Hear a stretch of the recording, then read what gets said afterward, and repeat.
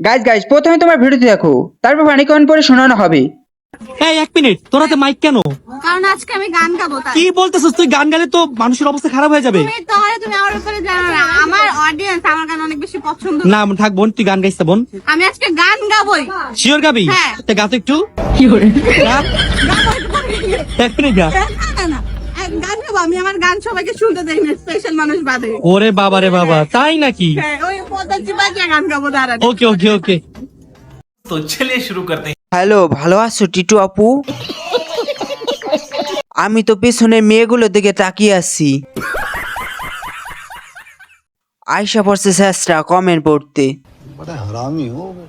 Special মানুষটা কি মেহেদি? क्या क्या बोला तूने? एक पहले क्या बोला? चल গান গাবো।